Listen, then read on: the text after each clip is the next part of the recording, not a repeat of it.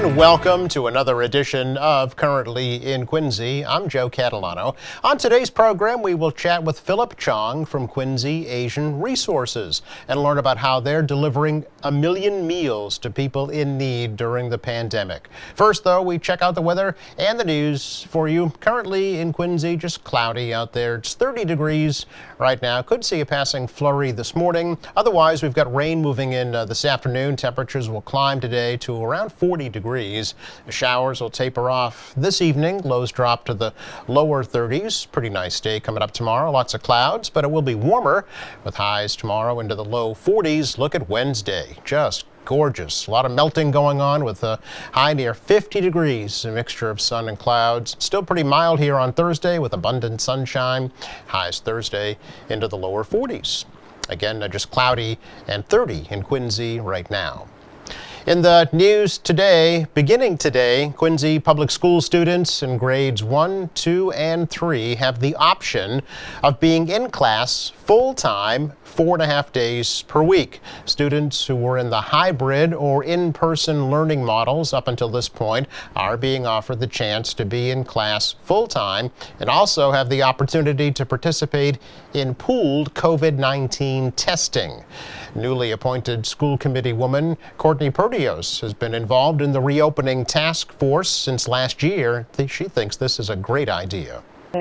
I think our first meeting was just listing all the issues that the pandemic was going to require us to be looking at. And we've just started meeting weekly, twice a week, a couple weeks, all through the summer, and just tried to hammer away at those conversations and figure out how best to attack each issue and try to minimize the effect on kids, minimize the effect on parents, on teachers. So we just went to work and did that. And I think, there's some things that we could have probably done better in hindsight, but I think every school system has gone through this and had these discussions. And I think we've done, as well, if not better than a lot of them. So I'm proud of the work that's gone into getting the kids to where we are now, and hopefully just keep working on, getting them back in a safe and responsible way. Now, students and staff are tested in cohorts on Mondays. Any positive test means that everyone in that cohort quarantines until it's determined who was positive, and then contact tracing begins. The city is partnering up with the state and CIC Health for this pooled testing, and the state's picking up the cost for 6 months. 12th graders will have the option of being full-time in-person learning beginning March 1st.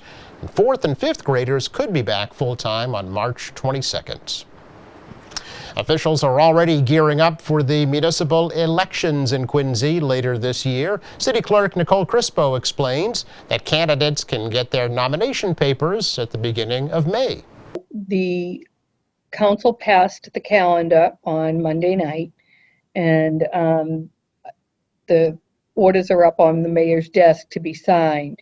Once he signs the order, we'll put the election calendar up on the city website under the city clerks and then elections. May 4th is the first day that you can come in and get nomination papers to run for city council or school committee. All 9 city council seats and 3 of the 6 school committee seats are up for re-election. There is no race for mayor this year. If needed, a preliminary election will be held on September 14th. The final election is set for November 2nd. The MBTA says it will use the former Lowe's Home Improvement Store on the Bergen Parkway in Quincy as a COVID-19 vaccination center for its employees. The T is currently leasing that property and plans to buy it soon, tear it down, and build a new bus maintenance facility. In the meantime, the T says it will offer all of its employees the chance to get a COVID-19 vaccination at that site when they become eligible. The T is encouraging its workers to pre-register for their vaccines and will prioritize employees who interact directly with customers. Almost 4,000 workers have already signed up to get their shots. Transit workers are eligible for the vaccine in Phase 2, Group 3 of the state's vaccine distribution program. The Career Center here in Quincy is gearing up for an expected influx of people searching for jobs post-pandemic as the vaccine rollout starts to bring the economy back to full steam. Director Ron Iacobucci says the key for the unemployed is to make sure that they have the skills needed to adapt to a changing workforce. We were dealing a year ago and the unemployment was so low, employers were desperate to find people to fill certain jobs. Now it's the reverse. I mean, you've got so many people that are out there. It's a lot more competitive. So the sooner you can get back into training, into the workforce, the better off you're going to be. Yeah. Because it's just, you don't want to get into a category where you're long-term unemployed and then you're struggling and your benefits run out. I mean, we talk about in Quincy, for example, a 7% unemployment rate, but I always look at the participation rate. And like back in the fall, it was at 50%. So 50% of those who could participate weren't working. That number's worse than talking about 12% back then that were unemployed. So you have to look at that participation rate. The participation rate in Quincy, for example, right now is like around 57%. So 57% of the workforce that could be working is working. But what the hell is everybody else doing? Right. I don't know. That's the problem, Iacobucci says the Career Center is still functioning remotely. However, he hopes to bring his staff back to in-person services later this year. Coming up, we check in with Philip Chong from Quincy Asian Resources next. Hey, Massachusetts, what do you want to get back to? Giving hugs, seeing my friends, taking my wife dancing. I want to get back to taking my kids on play dates. I want to get back to Fenway. I want to get back to partying. We've worked hard, but we're not there yet. So we still need to wear a mask that covers your nose and mouth. Keep our distance, at least 6 feet apart. And get tested. It's free and available. We can get back masks. Learn how at mass.gov/getback.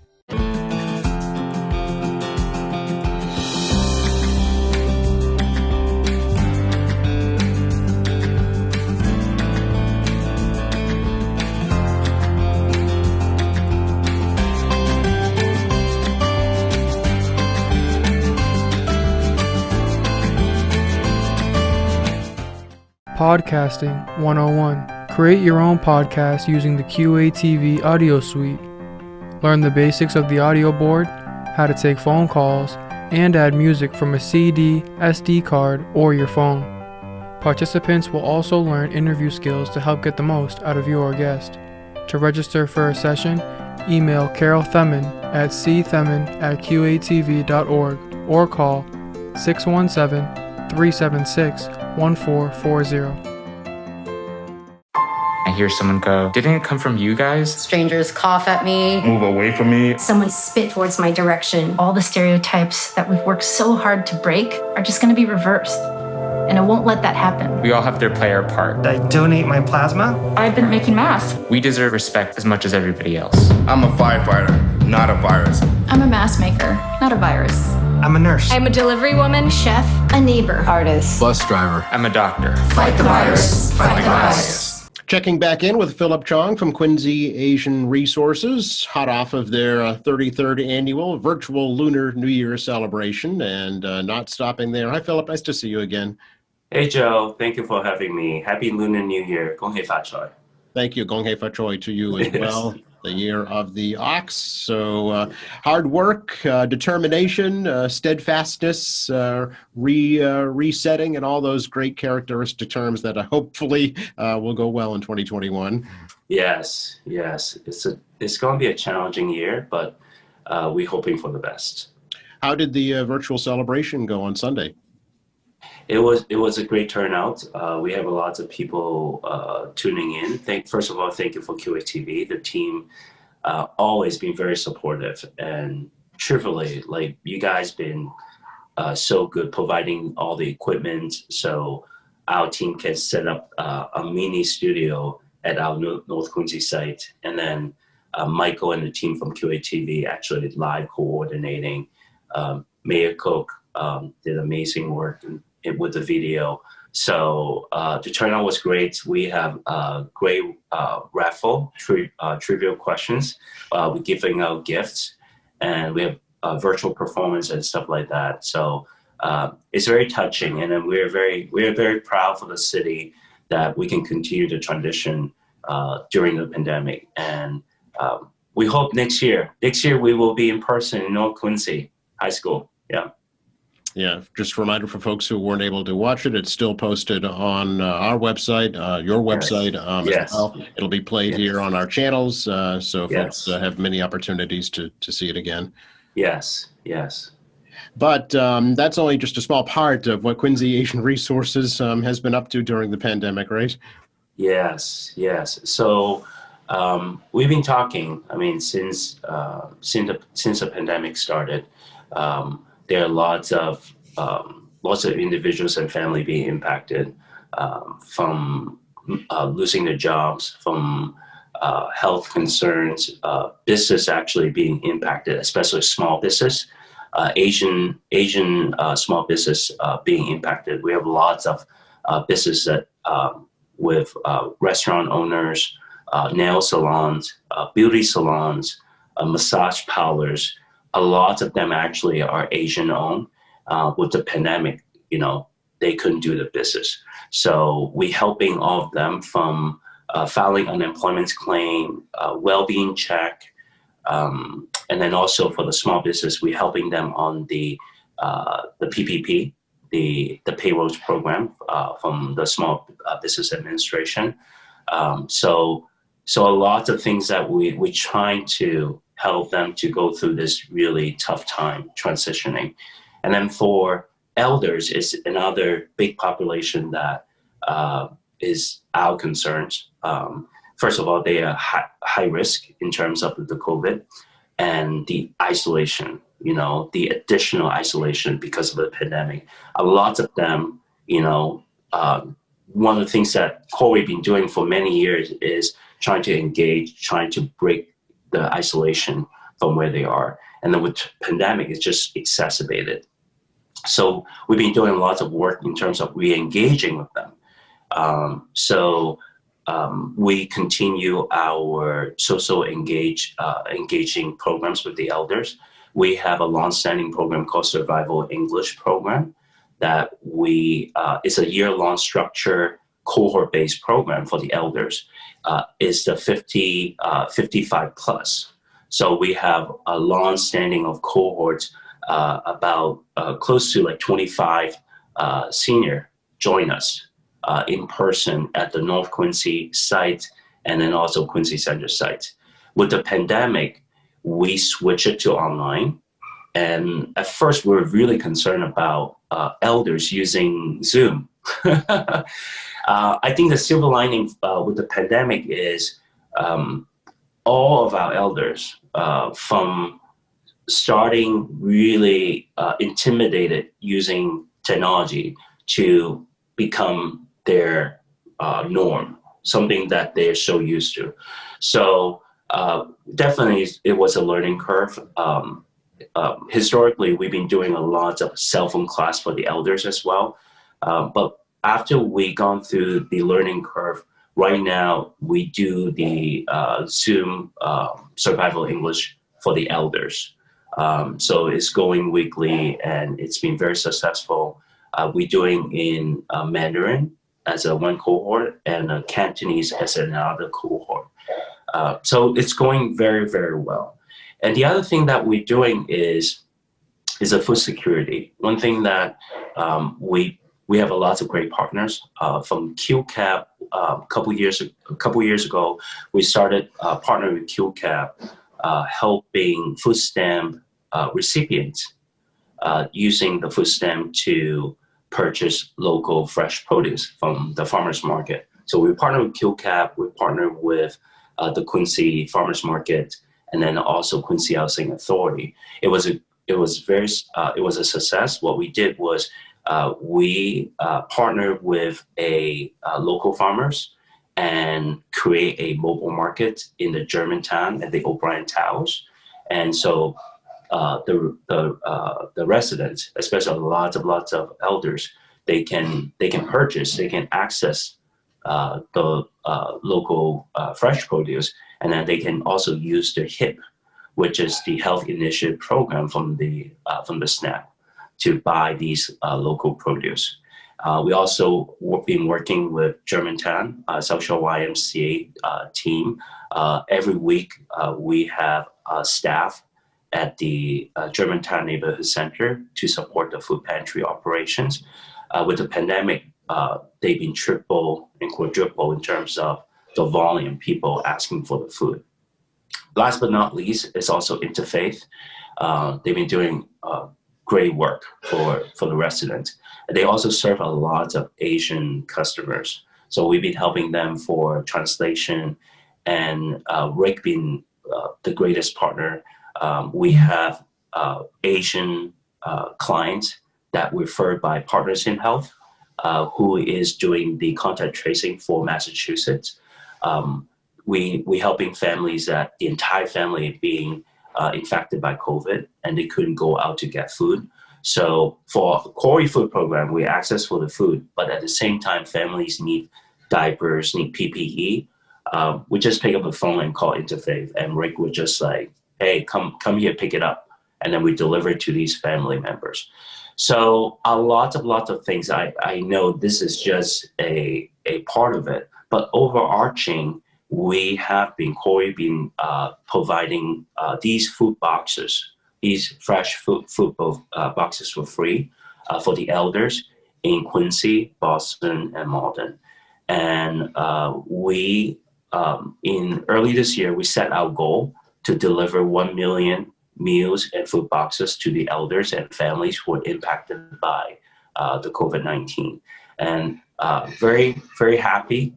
Past Friday, we just exceeded for 650,000 meals and food boxes that we've been delivering to the elders and families. Wow, so you've already more than half met your goal.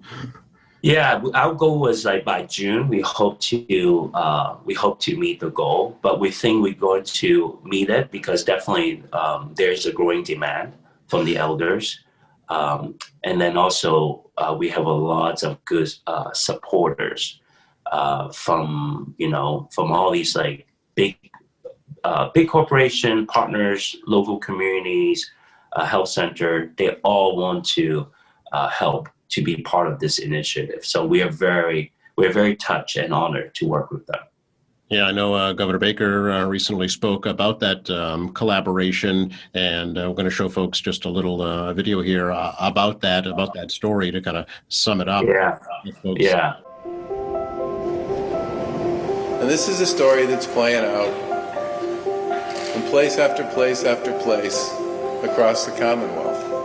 And if it weren't for the work of organizations like this, and the teammates from MEMA and Health and Human Services and our Food Insecurity Task Force and our teammates in local government, and literally the hundreds, thousands of volunteers who step up and make these organizations have the ability to flex and expand to meet the demand, we wouldn't be able to do what we're doing.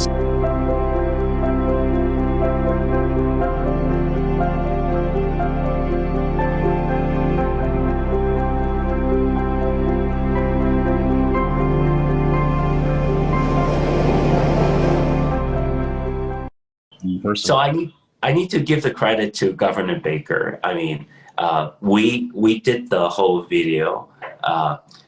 He did not speak that just for Corey for that speech. It's for the overarching in terms of food security from the states with all the local organizations been doing. We also very honored that we are awarded from the state food security infrastructure program to create the first multilingual online portal.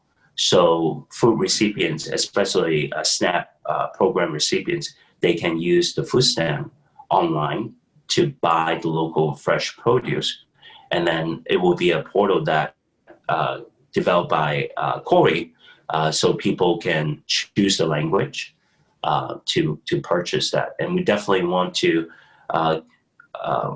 open this platform for our residents in Quincy. As we all know, we have the largest Asian populations per capita in Massachusetts. So there's definitely a great need for that.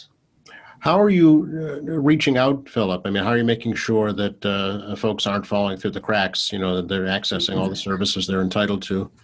Yes, that's the most challenging part. So we have, and actually, this is a great question. Historically, and pun intended, our bread and butter wasn't food security. We're social services, and we do a lot of outreach from word of mouth, from marketing, social media, referrals from our partners. But since the pandemic, our outreach tools, I would say, is through the food security work that Corey's been doing. And we have discovered that food security is going to be continue a big problem for the community, especially the demographic that we serve, historically we serve. So our team has been looking how we making sure that people not fall through the crack, and how we expand our food security initiative as an anchor for our outreach, and then vertically integrated our social services through these outreach initiative from the food security work that we do. So we do, I would say we do passive and active outreach. So for all the food boxes, we have the actual hard copies for the elders in the language in terms of the work services that we provide. So they will receive that. And then actively, our team, our outreach team, will reach out to these elders actually getting these food to check in, to see that, what else we can help them, or through if they have any referrals that we can help. We also have a website allowing people to sign up for food security help. So our team also receive these requests, as an ongoing request. And then we will reach out to them in terms of learning how we can help them as well. Okay. And the online portal that you mentioned, how do folks access that? Yep. So for the online portal, people can go to our website, QARIMA.org. And then when they see the landing page, they just hit contact us and they put their information, and then we will reach out to them. Okay. And then for the state program, the online portal, we are working with the states in terms of launching it. So we have to go through the design, development, and implementation stage. We hope to have it around 6 to 8 months. Oh, okay. So it's still on that one. Okay. Yes. How has Corey been able to, function during the pandemic? Obviously, you can't be as in person, staff-wise, as you had been in the past. So that's an additional challenge, right? Yeah. So we soft open after June. So we did soft open. What that mean was we allow individuals to make appointments online and came to our offices in North Quincy and Quincy Center for services. All our programs, educational programs, been online since last March. And then when the second wave came up, we had to shut down again. So we switched back everything online. But individuals still can call us, make appointments. They can still do in-person services virtually. Yep. But we are planning for reopening soon. So we are working on that as well. Okay. All right. How important is it for kids to get back into the classrooms, do you think, Philip? And how will that help maybe solve some of the food insecurity issues?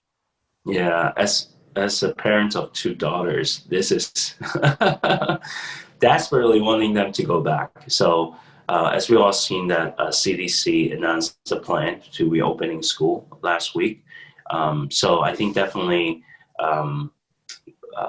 precaution, social distancing at the school, and then the vaccination. And vaccination is one of the things that we also working really hard to partnered with the state, the elder services, and all different partners to making sure everyone got vaccinated. Yep. And then working with the city, making sure that people can have access to register the vaccination site is as well. I know this is not the question you have, but I jump a little bit. We actually partner with state elder services, elder affairs, to bring some of the elders and their companion to Fenway Park this week to get the vaccination. So we're providing free transportation, making sure that they have access to it. But I know a lot of local health centers been doing well. Manitz, South Cove, BI, Social Health, and the city. So we all hands on deck. As the mayor always says, all hands on deck, and we're making sure that everyone got vaccinated. Yeah. Do you think, though, as kids start to go back to class, maybe they'll be getting meals at school again? Will that kind of help alleviate some of the crisis in the food situation? I think the food security, the challenges are I would say, for the socioeconomic status. If you look at the statewide data, people that making a family of four, making 50,000 below is considered poverty level. And what I'm talking about 50,000 are people making minimum wage and working 40 hours a week. So imagine two parents with two kids doing that. So with the standard of living, with the rent, with everything, a lot of them, they cannot buy the food. Yeah. And lots of them, sometimes is the situation really have to sometimes make the bad choices in terms of the food choices, the meal choices. One of the things in terms of food security we're working is, besides feeding the hunger, is how can create a pathway to eat healthy, to do the education about choosing, what kind of food to choose, and then access to it, access to local fresh produce, eating more plant-based diets. So I think opening it back to school, the food security is not going to go away. Okay. So it's going to be continue. There's a lot of work that we will continue to do to make the change in terms of our community, especially a community that in need for food security. I think the food security, just generally speaking, is not just about being full, it's being healthy, how you living a healthier life. Yeah.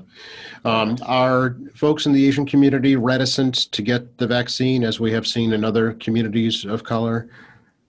Mm-hmm. Anecdotally, I see a lot of Asian elders are very receptive. There are some concerns. There's some concerns that we talk to about side effect and safety. Yep. But eventually it's all becoming about the education. And so, but I see a lot of elders are very receptive and actually got their shots as well. Yeah. Okay, that's good to hear. Yeah, that's really good to hear. How can the community help Quarry, fulfill their mission? What are some of the things that the Quarry could use? I think continue to talk to us. I think communication is extremely important, especially for the City of Quincy community. Write to us, talk to us. Feel free to give us a call in terms of their needs, what they have seen, and ideas. I think one thing that ideas is the most valuable contribution that I have seen. A lot of work that we do, from me, people think that I brag about all the work that I do and my organization do and our board member volunteers, but I can tell you that all these ideas are from people talking to me. So we have an open communication. I really enjoy talking to the community. I really enjoyed their feedback and their ideas. So don't stop talking to us and keep coming. Ideas is all welcome. Yeah. Okay. I was speaking to the mayor recently, and he praised Corey and yourself specifically for turning the business model around there, basically, rather than going from an agency that is requesting assistance to an agency that is providing assistance. And he had high remarks for you on that regard. Thank you. Yeah, I think I'm also a lucky guy. I really find something that I really enjoy doing it. I think also personality. And Joe, you know me since day one I joined Corey. I think I'm the guy that I like the inclusion. So I think like what your question is, what I'm hoping the most from the community is this open dialogue that we can all work together, collaborate together. Of course, I have my weaknesses, and I do things really fast. I'm a very fast-paced person, as you know. But I think, the city of Quincy, the people have been so patient and happy working with us. So we are honored to be part of the city. Yeah. I know you're active on social media also, yes?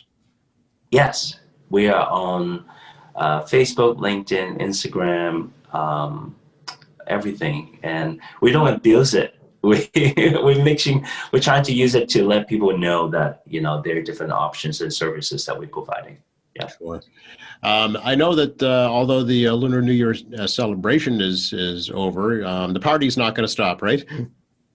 Yes, we actually this year Corey extend our celebration for Lunar New Year for the entire February. So what's that mean is we'll continue to do the food boxes, delivering the food boxes to the elders and families, and then we also actually working with the Asian Coalition to do the Lunar New Year car parade, started from Boston and ending in Quincy at the Caman Supermarket. So I was told that it will be around 50 cars. So Corey will be part of it, and I think it's a good celebration and good cultural diversity and inclusion. It will be not just Chinese organization, but we will also have Japanese, Korean, Vietnamese organization join together as a celebration. Oh, very good. That's something to look forward to for sure. Yes. Hopefully we're not causing any. I think the state trooper is going to be there. So yes. Yes, you'll have a police escort. Sure. Yes. Are you going to join me? Oh, sure. I'll decorate my car for you. Yes. Are there volunteer opportunities, Philip, that need to be filled at Corey? Oh, yes. We're also very fortunate. We have a lot of people come to us, write to us about partnership and volunteers. We have a upcoming climate change focus group that we partner with UMass Boston. We need Asian volunteers to join us on the focus group talking about their perception about climate change to global warming. We also have actually a lot of former youth members that who graduated from Quincy Public School, high schools, who involved with our festivals, planning, volunteers, and coming back to us in terms of contributing back to the youth and community. But people can write to us if you're interested in volunteering with Corey. Just email us on the info@quincyasianresources.org. Or text me. My number. Can I plug my number? It's up to you. Yeah. Absolutely. Yeah. 857-719-3595. 857-719-3595. Text me, and then we will reach out to you. Okay, great. Anything else you'd like to touch on right now? As always, really enjoy talking to you. I hope people continue to support our work to help the community. And it's a challenging time, but we feel very fortunate because we have the community is a strong community. Quincy is just amazing city with the mayor, with all the elected officials, with all different great organizations, business, and the people. It's amazing people. Well, it's a good way to leave it. We're happy here at QATV to be one of your community partners. So reach out anytime, Philip. Thank you, Joe. You're welcome. Happy New Year. Same to you. Happy, healthy. Thank you.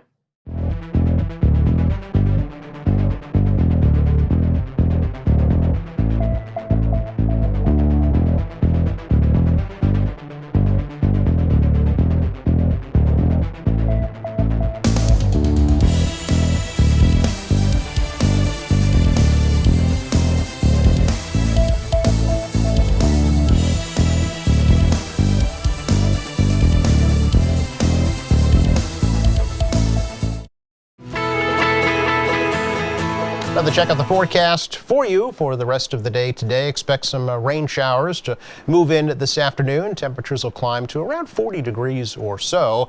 Rain should come to an end later tonight as lows drop off to the lower 30s. A little warmer tomorrow. Lots of clouds around, but highs tomorrow cracking 40 degrees. And look at Wednesday, the pick of the week with a high near 50, a mixture of sun and clouds. Still pretty nice here on Thursday. Lots of sunshine. And again, temperatures climbing to the low 40s. Thanks again to Philip Chong for joining us today. Thank you to our crew. Thank you for watching. And an invitation for you. Please visit our website, qatv.org. You'll find all of our latest programs. There's news and information, video on demand, live streaming, and much more. For all of us here at Quincy Access Television, I'm Joe Catalano. Please stay safe.